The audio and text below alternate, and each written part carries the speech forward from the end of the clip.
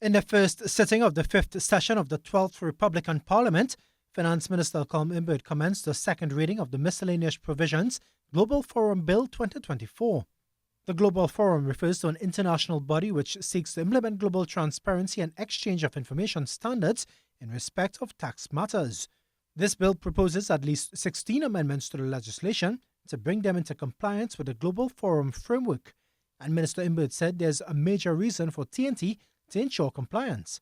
The bill before us reflects Trinidad and Tobago's commitment to global standards of tax transparency. We have been given a series of deadlines and timelines to achieve our objective of coming off of the grey lists, blacklists, non-compliant lists, whatever you want to call them, by the end of this year.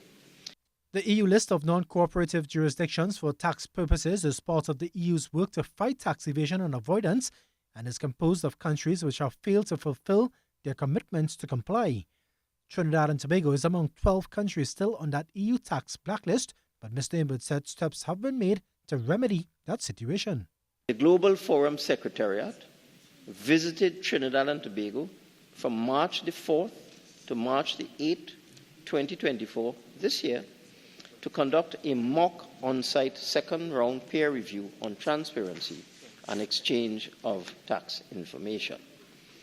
During this review, in March of this year, the Secretariat examined our legislative changes related to tax transparency and provided recommendations that form the foundation upon which this bill was drafted.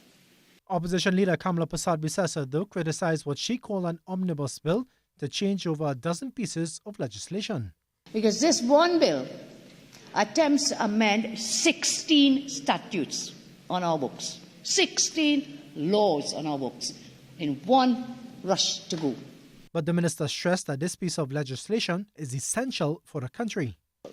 If we do not accept the recommendations of the Global Forum EU team, we may run the risk of not being successful in the peer review process which we are currently engaged in to get off the EU blacklist and the Global Forum non-compliance list. Sunil Lalla, TTT News.